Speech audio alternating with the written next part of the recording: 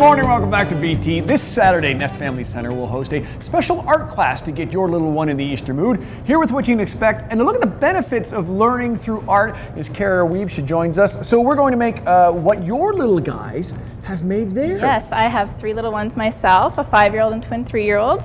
And wow. This was actually done by the 3-year-olds. Fantastic stuff. So it turns out really nice, and it doesn't take a whole lot of skill or a whole lot of equipment. It doesn't. So let's get started. What do I need to do? Okay, so you need some watercolor paper. Okay. And you need to tape it down on a nice waterproof surface. Okay, so okay. That's what we've got here.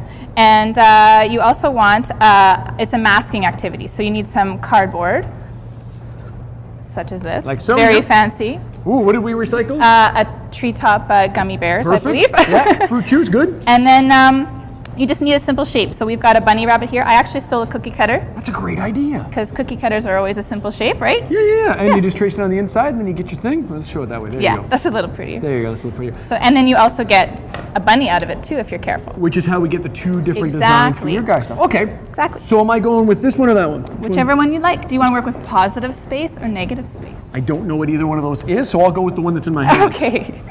All right. So this one goes down. Do we tape it now or we just hold it down? Yes, we do. So we get out the trusty painter's tape. Okay. And while you're doing that, I want to explain I want you to explain positive space and negative space. Negative space. Well, this is one of the benefits of taking an art class, is because when else would you be talking about positive space and negative space? So positive space is simply the actual object. Another word is foreground. So it'd be the framed one here. So this would be the positive space. Okay. So when you're using this mask, you're actually creating a positive space. Creating a positive space, and what I don't paint would be my negative Exactly. space. So when you use this little guy, you're painting the negative space. Okay, cool. Yeah. Very cool. Okay, so we're framed up, so it's not going to move, and then now we got to get actual paint on there. Right. Well, actually, it's watercolor. So you want to prepare the paper with a little bit of clear water first. So if you want to take that purple brush there, dip it in your clear water, and just give it a little light brush. You don't want it too wet. All right.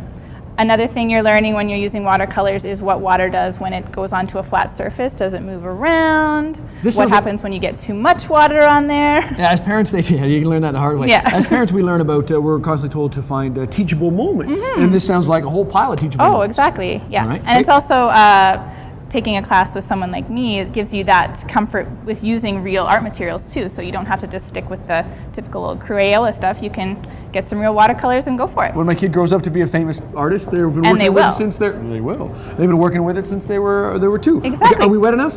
You're wet enough. Okay. So now you can go in. Another thing you're going to learn is if you use one brush for all the colors, what's going to happen? They all get mixed together and they'll kind of brown. What's going to happen? All right. So you want to take just a little bit of one color and just start applying it to anywhere in the space. It doesn't have to be all over. Swirling? Whatever you'd want to. This is another thing. You're learning fine motor skills. How do you move that brush around? How do you get into the corners? Okay. Do you want to make it all green? Do you want to mix some red, some yellow in there?